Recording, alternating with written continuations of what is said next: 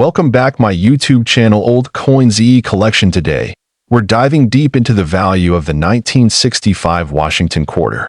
Whether you're a seasoned collector or a newbie, this video will provide you with everything you need to know about this coin, its history, and its current value in the market. So make sure to stick around until the end, because I'll also be revealing how to check for special coins that could be worth significantly more than you think. Let's get started. First off, let's talk about the history of the 1965 Washington quarter. The Washington quarter was first introduced in 1932, celebrating George Washington's 200th birthday. It was designed by John Flanagan and has been the standard design for the coin ever since. However, the 1965 quarter holds a special place in numismatic history, as it was part of a major change in U.S. coinage during the 1960s in 1965. A significant change took place in U.S. coinage. The United States government, facing a shortage of silver due to rising demand and the increasing costs of precious metals, decided to remove silver from most of the circulating coins. As a result, the Washington quarter that was once made of 90% silver became a clad coin, consisting of 75% copper and 25% nickel. The 1965 Washington quarter was the first to be minted with this new composition. Now let's dive into the specifications of the 1965 Washington quarter. This coin has a diameter of 24.3 millimeters and weighs 5.67 grams. As I mentioned earlier, this coin is made of a copper-nickel clad composition, different from the older silver quarters. This is important because the change in metal composition affected not only the weight of the coin but also its overall appearance. The silver shine that earlier quarters had is now replaced with a more matte, silvery appearance due to the nickel alloy.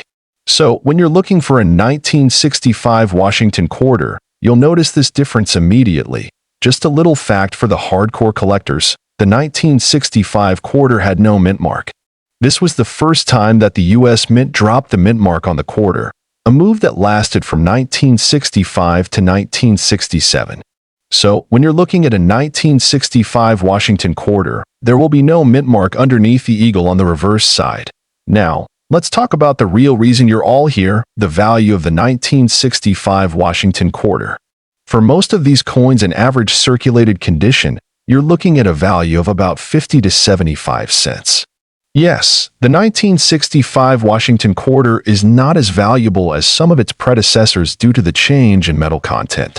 But don't be too quick to dismiss it. If you have a 1965 quarter that's in mint state or has been well preserved, you could see values approaching $1 to $2. These coins have higher demand due to their better condition and may be worth more for collectors who are looking to complete their Washington quarter collection. But the real value comes if you have one of the rarer 1965 Washington quarters. Now here's where things get interesting. If you've done a bit of research on your 1965 quarters, you might have come across some variations that could be worth more. Let's talk about those rare coins and error varieties that can make your 1965 quarter a real gem. First, let's talk about proof-like coins. These are coins that have a highly polished finish and reflect light almost like a mirror. Proof-like 1965 quarters were struck using specially polished dies, which can give the coin a unique appearance, and they can fetch $20 to $50 in the right condition. Another variation to look out for are die errors. Coins with double strikes, misprints, or overdates can sometimes be found, and these can significantly increase the value of your quarter.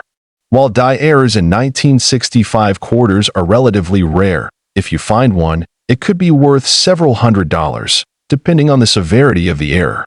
Grading your 1965 quarter is one of the most important steps in determining its value. The grade refers to the coin's condition, and there are several grading scales that can help you assess this.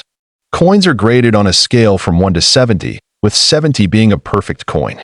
For your typical 1965 quarter, you'll want to evaluate factors like wear, scratches, or discoloration.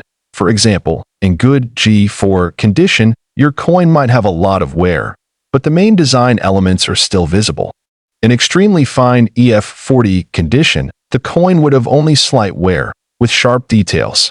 And in uncirculated MS60 and above, the coin would have no signs of wear, essentially as if it just left the mint. So, to wrap up, The 1965 Washington quarter isn't the most valuable coin in terms of silver content or scarcity, but there are still opportunities to find rarer examples with higher value.